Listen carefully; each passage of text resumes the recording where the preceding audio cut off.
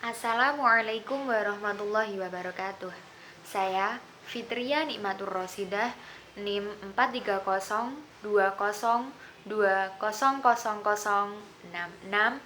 dari Prodi Manajemen Dakwah, Fakultas Dakwah, Institut Agama Islam Negeri Salatiga. Di sini saya akan sedikit menjelaskan tentang sejarah perkembangan Islam di Indonesia. Agama Islam telah tersebar ke seluruh penjuru dunia tanpa terkecuali termasuk ke Indonesia. Bahkan menjadi agama mayoritas di bumi Indonesia tercinta ini. Sekalipun dalam sejarah saat ajaran Islam mendarat di kepulauan Indonesia, sudah banyak agama atau kepercayaan yang dianut penduduk Indonesia kala itu seperti animisme, Hindu, dan Buddha. Bahkan sebelumnya telah banyak berdiri sederetan kerajaan-kerajaan bercorak Hindu dan Buddha di berbagai daerah. Mulai dari kerajaan Kutai di Kalimantan Timur, kerajaan Tarumanegara di Jawa Barat, sampai kerajaan Sriwijaya di Sumatera, dan sebagainya.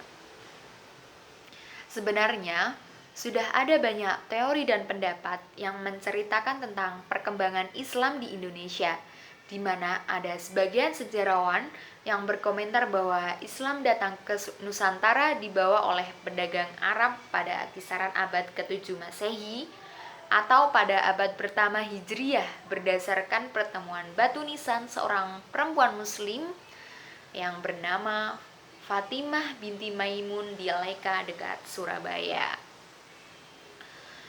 Perkembangan Islam ke berbagai wilayah Indonesia menurut para pakar berawal dari Sumatera bagian utara, yaitu Pasai dan Perla. Karena letak daerah ini berada di tepi Selat Malaka, tempat lalu lintas kapal-kapal asing, sehingga terdiri kerajaan Islam yang bernama Kerajaan Samudra Pasai. Namun, mengenai kapan mulainya Islam masuk ke bumi Nusantara Pancasila yang tercinta ini, secara pasti masih banyak menuai kontroversi di kalangan pakar sejarah, sehingga berbagai teori tentang awal mula masuknya Islam di Indonesia sampai saat ini terus bermunculan. Bukti masuknya Islam di Indonesia. Yang pertama, adanya jalur perdagangan yang menghubungkan Arab, Indonesia, dan Tiongkok. 2. Ditemukannya perkampungan Arab Muslim di Marsur. 3. Ditemukannya makam kuno bercorak Islam. Metode penyebaran Islam di Indonesia tercinta ini mulai dari metode politik, perdagangan, perkawinan, tasawuf, pendidikan, serta kesenian. Dan yang kita ketahui ada 3 teori masuknya Islam di Nusantara.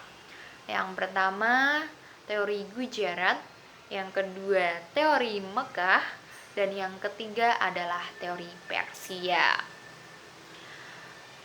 Sekian yang dapat saya sampaikan.